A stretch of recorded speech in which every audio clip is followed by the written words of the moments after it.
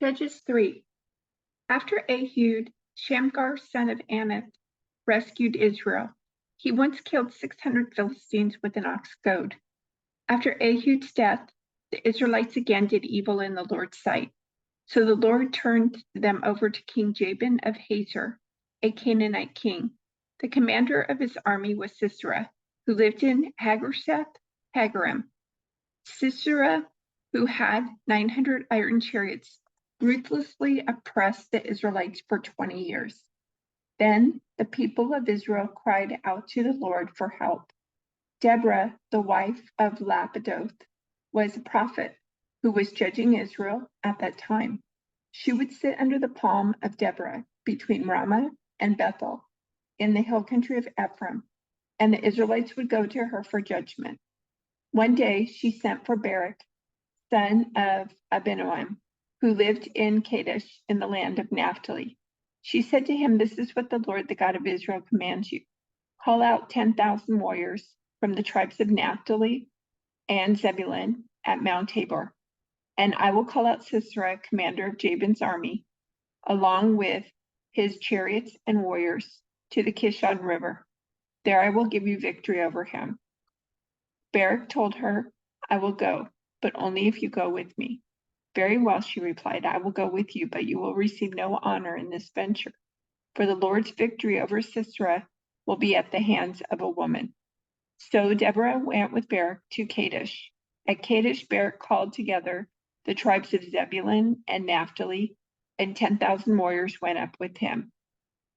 Deborah also went with him. Now Heber, the Canaanite, a descendant of Moses' brother-in-law Hobab, had moved away from the other members of his tribe and pitched his tent by the oak of Zananim near Kadesh. When Sisera was told that Barak, son of Abinoam, had gone up to Mount Tabor, he called for all 900 of his iron chariots and all of his warriors, and they marched from Harosheth-Hagarim to the Kishon River. Then Deborah said to Barak, "Get ready, this is the day the Lord will give you victory over Sisera, for the Lord is marching ahead of you." So Barak led his 10,000 warriors down the slopes of Mount Tabor into battle. When Barak attacked, the Lord threw Sisera and all his chariots and warriors into a panic. Sisera leaped down from his chariot and escaped on foot. Then Barak chased the chariots and the enemy army all the way to Harosheth-Hagarim, killing all of Sisera's warriors. Not a single one was left alive. Meanwhile, Sisera ran to the tent of Jael, the wife of Heber, the Kenite, because Heber's family was on friendly terms with King Jabin of Hazor. Jael went out to meet Sisera and said to him, "Come into my tent, sir. Come in. Don't be afraid." So he went into her tent and she covered him with a blanket. "Please give me some water," he said. "I'm thirsty." So she gave him some milk from a leather bag and covered him again. "Stand at the door of the tent," he told her. "If anybody comes and asks you if there's anyone here, say no." But when Sisera fell asleep from exhaustion, Jael quietly crept up to him with a hammer and tent peg in her hand. Then she drove the tent peg through his temple and into the ground, and so he died. When Barak came looking for Sisera, Jael went out to meet him. She said, "Come and I will show you the man you are looking for." So he followed her into the tent and found Sisera lying there dead with a tent peg through his temple. So on that day, Israel saw God defeat Jabin, the Canaanite king. And from that time on, Israel became stronger and stronger against King Jabin until they finally destroyed him. On that day, Deborah and Barak, son of Abinoam, sang this song. Israel leaders took charge, and the people gladly followed. Praise the Lord. Listen, you kings. Pay attention, you mighty rulers. For I will sing to the Lord. I will make music to the Lord, the God of Israel. Lord, when you set out from Seir and marched across the fields of Edom, the earth trembled, and the cloudy skies poured down rain. The mountains quaked, in the presence of the Lord, the God of Mount Sinai, in the presence of the Lord, the God of Israel. In the days of Shamgar, son of Anath, and in the days of Jael, people avoided the main roads, and travelers stayed on winding pathways. There were few people left in the villages of Israel until Deborah rose as a mother for Israel. When Israel chose new gods, war erupted at the city gates, yet not a shield or spear could be seen among 40,000 warriors in Israel. My heart is with the commanders of Israel, with those who volunteered for war. Praise the Lord. Consider this, you who ride on fine donkeys, you who sit on fancy saddle blankets, and you who walk along the road. Listen to the village musicians gathered at the watering holes. They recount the righteous victories of the Lord and the victories of his villagers in Israel. Then the people of the Lord marched down to the city gates. Wake up, Deborah, wake up, wake up, wake up, and sing a song. Arise, Barak. Lead your captives away, son of Abinoam. Down from Tabor marched the few against the nobles. The people of the Lord marched down against mighty warriors.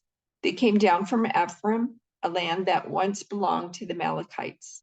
They followed you, Benjamin, with your troops. From Machir, the commanders marched down. From Zebulun came those who carry a commander's staff. The princes of Issachar were with Deborah and Barak. They followed Barak, rushing into the valley, but in the tribe of Reuben, there was great indecision. Why did you sit at home among the sheepfolds to hear the shepherds whistle for their flocks? Yes, in the tribe of Reuben, there was great indecision. Gilead remained east of the Jordan. And why did Dan stay home? Asher sat unmoved at the seashore, remaining in his harbors. But Zebulun risked his life, as did Naphtali, on the heights of the battlefield.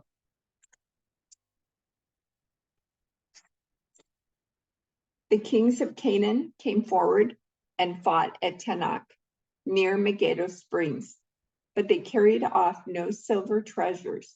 The stars fought from heaven.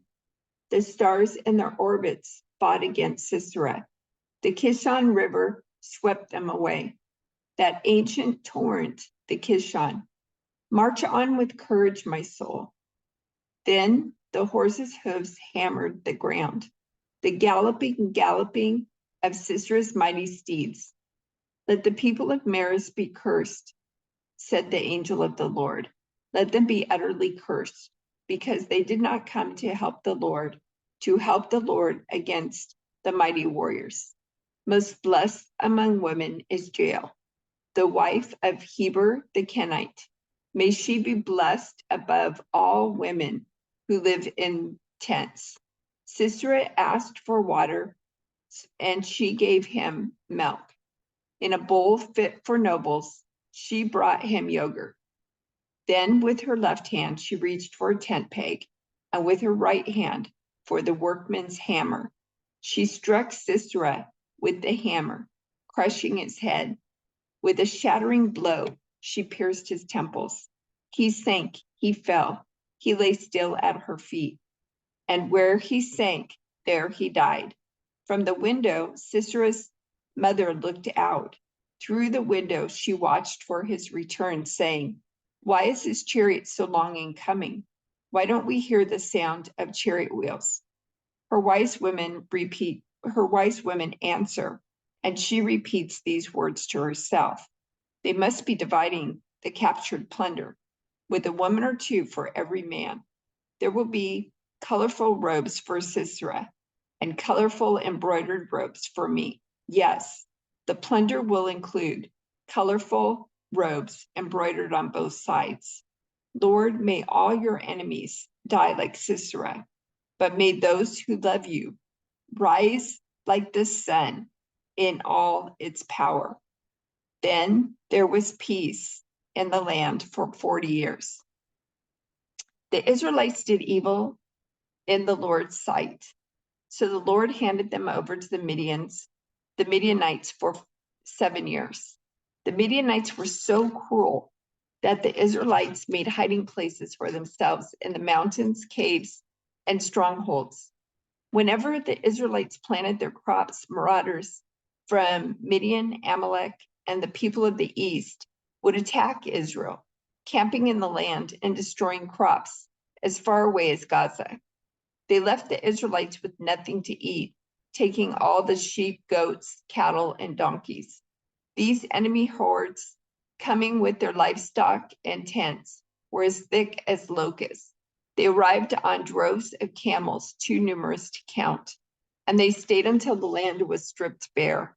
So Israel was reduced to starvation by the Midianites. Then the Israelites cried out to the Lord for help. When they cried out to the Lord because of Midian, the Lord sent a prophet to the Israelites. He said, "This is what the Lord, the God of Israel, says. I brought you up out of slavery in Egypt. I rescued you from the Egyptians and from all who oppress you. I drove out your enemies and gave you their land. I told you, I am the Lord your God. You must not worship the gods of the Amorites in whose land you now live, but you have not listened to me." Then the angel of the Lord came and sat beneath the great tree at Ophrah, which belonged to Joash of the clan of Abiezer. Gideon, son of Joash, was threshing wheat at the bottom of a winepress to hide the grain from the Midianites. The angel of the Lord appeared to him and said, "Mighty hero, the Lord is with you." "Sir," Gideon replied, "if the Lord is with us, why has all this happened to us? And where are all the miracles our ancestors told us about? Didn't they say, 'The Lord brought us up out of Egypt'? But now the Lord has abandoned us and handed us over to the Midianites." Then the Lord turned to him and said, "Go with the strength you have and rescue Israel from the Midianites. I am sending you." "But Lord," Gideon replied, "how can I rescue Israel? My clan is the weakest in the whole tribe of Manasseh, and I am the least in my entire family." The Lord said to him, "I will be with you, and you will destroy the Midianites, as if you were fighting against one man." Gideon replied, "If you are truly going to help me, show me a sign to prove that it is really the Lord speaking to me. Don't go away until I come back and bring my offering to you." He answered, "I will stay here until you return." Gideon hurried home. He cooked a young goat, and with a basket of flour, he baked some bread without yeast. Then, carrying the meat in a basket and the broth in a pot, he brought them out and presented them to the angel who was under the great tree. The angel of God said to him, "Place the meat and the unleavened bread on this rock and pour the broth over it." And Gideon did as he was told. Then the angel of the Lord touched the meat and bread with the tip of the staff in his hand, and fire flamed up from the rock and consumed all he had brought. And the angel of the Lord disappeared. When Gideon realized that it was the angel of the Lord, he cried out, "Oh, sovereign Lord, I'm doomed. I have seen the angel of the Lord face to face." "It is all right," the Lord replied. "Do not be afraid, you will not die." And Gideon built an altar to the Lord there and named it Yahweh Shalom, which means the Lord is peace. The altar remains in Ophrah in the land of the clan of Abiezer to this day. That night, the Lord said to Gideon, "Take the second bull from your father's herd, the one that is 7 years old. Pull down your father's altar to Baal and cut down the Asherah pole standing beside it. Then build an altar to the Lord your God here on this hilltop sanctuary, laying the stones carefully. Sacrifice the bull as a burnt offering on the altar, using as fuel the wood of the Asherah pole you cut down." So Gideon took 10 of his servants and did as the Lord had commanded. But he did it at night because he was afraid of the other members of his father's household and the people of the town. Early the next morning, as the people of the town began to stir, someone discovered that the altar of Baal had been broken down and that the Asherah pole beside it had been cut down. In their place, a new altar had been built, and on it were the remains of the bull that had been sacrificed. The people said to each other, "Who did this?" And after asking around and making a careful search, they learned that it was Gideon, the son of Joash. "Bring out your son," the men of the town demanded of Joash. "He must die for destroying the altar of Baal and for cutting down the Asherah pole." But Joash shouted to the mob that confronted him, "Why are you defending Baal? Will you argue his case? Whoever pleads his case will be put to death by morning. If Baal truly is a god, let him defend himself and destroy the one who broke down his altar." From then on, Gideon was called Jerubbaal, which means "let Baal defend himself," because he broke down Baal's altar. Soon afterward, the armies of Midian, Amalek, and the people of the east formed an alliance against Israel and crossed the Jordan, camping in the valley of Jezreel. Then the Spirit of the Lord clothed Gideon with power. He blew a ram's horn as a call to arms, and the men of the clan of Abiezer came to him. He also sent messengers throughout Manasseh, Asher, Zebulun, and Naphtali, summoning their warriors, and all of them responded. Then Gideon said to God, "If you are truly going to use me to rescue Israel as you promised, prove it to me in this way. I will put a wool fleece on the ground on the threshing floor tonight.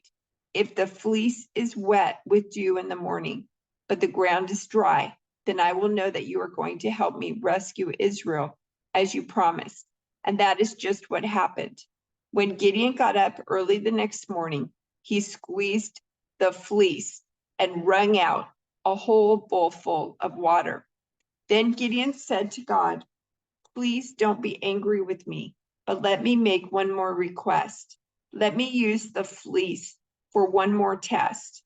This time, let the fleece remain dry while the ground around it is wet with dew." So that night, God did as Gideon asked.